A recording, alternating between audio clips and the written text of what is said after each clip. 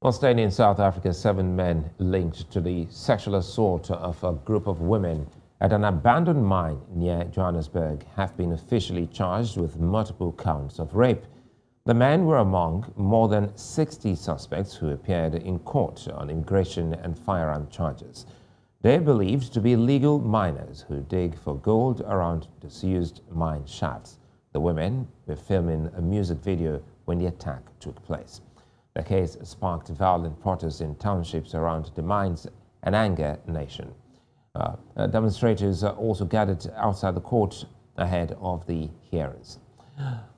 Bongani Siziba, News Central South African Correspondent, joins me to take a closer look at this latest development. Bongani, good to see you. And we hear some of the Kruger drop rape case suspects were back in court today. What can you tell us about this?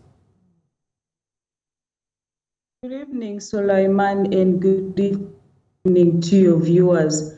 Yes, I was at the Kruger Magistrate Court this afternoon, and it was a hype of activities, protesters outside still protesting that these accused, more than 80, should be charged. But what we know what happened today is that 7 of the 80 were charged with gang rape and possession of ammunition, among other charges.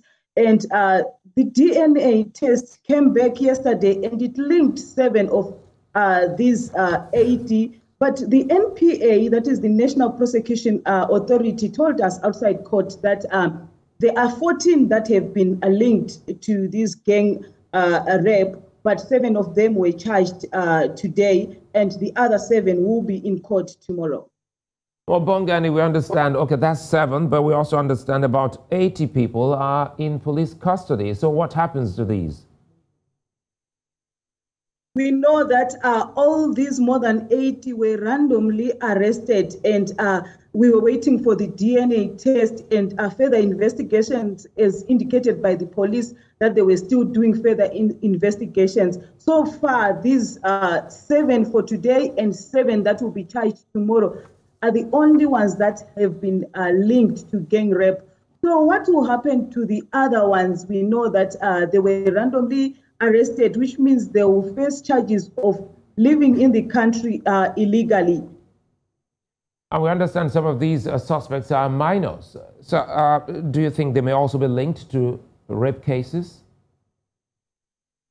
Yes, indeed, 2 of them have been linked to this gang rape. We know that the victims also said that among those who raped them, there were minors. So today the NPA said 2 of them are linked to these gang rapes. The DNA test that came back is linking 2 of these. And the third thing is that one of the minors is said to be 15 years. Just to say something about this, Sulaiman, this indicates the stage of human trafficking in South Africa. When you look at these minors and they are foreigners here in South Africa, one wonders how they came to South Africa. And then when you look at it, when you will see that this is a matter of human trafficking for these young minors who are brought in South Africa and being promised employment. Then they end up in these illegal minings, and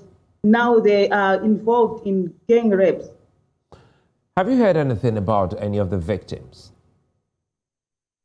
Yes, indeed. Us as media, we have not had any opportunity to know who these victims are. But according to the Minister of Police, he has been on record saying that he has met the families of these victims, and he has also spoken to these victims, and they have been taken for counseling. We as media, we have not had an opportunity to know who these victims are. We also know that some of these victims have not given statements, and they are refusing to give statements. That's all we know. Before I let you go, Bongani, quickly here, we also understand that we've seen some demonstrations. Some say they are tied to this case, while others are saying that perhaps they're just to some other cases. What can you tell us about the demonstrations so far?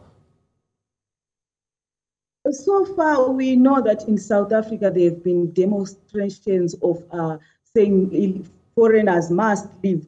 So some of these protests is just an opportunity to put across their messages that foreigners must leave. Because if you look at some of these arrests, most of these people who were arrested are not linked to these gang rapes. They were randomly arrested. So these protests are just something just to bring about that foreigners must leave the country. I think for me, it's now an opportunity for activists and other protesters out there to put their word across to say foreigners must leave. Bongani Siziba, many thanks for your time.